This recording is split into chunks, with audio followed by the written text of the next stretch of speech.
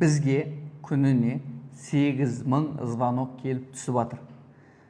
Біз оның 3-4 мыңын көтеріп үлгеріп жатырмыз.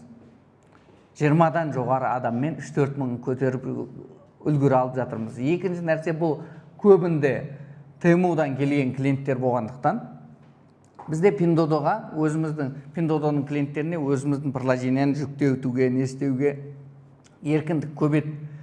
Тмуда тек қана Тму айтады, біздің ғана приложениясын көрсін дейді. Бірақ ол жерден көп нәрсе толық түсінбей қалады клиенттер.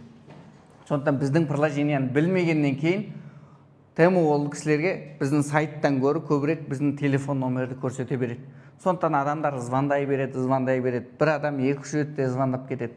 Бірақ бұл нәрсені біз былай шешіп жатырмыз. Қазір біз Тмудан заказ түскенде бір рет, жаңағы тауар өзінің филиалына келген кезде бір рет SMS жіберу арқылы адамдарды, жаңағы күтіп отырған адамдардың көңілін жайлап түсіріп жатырмыз.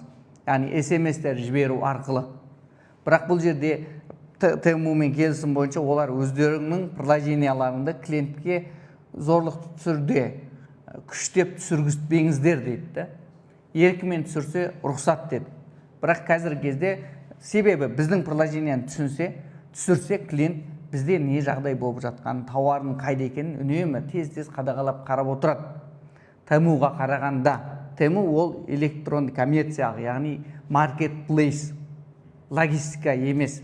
Біз логистикалық компания. Заказды Тмудан бересіз, логистика бойынша біздің приложениядан қадағалайсыз. Сондықтан біздің приложенияны жүктеп алсаңыз, көп звондамайсыз, сол жерден ақ шаруаларды шеше бересіз приложенияның өзінен.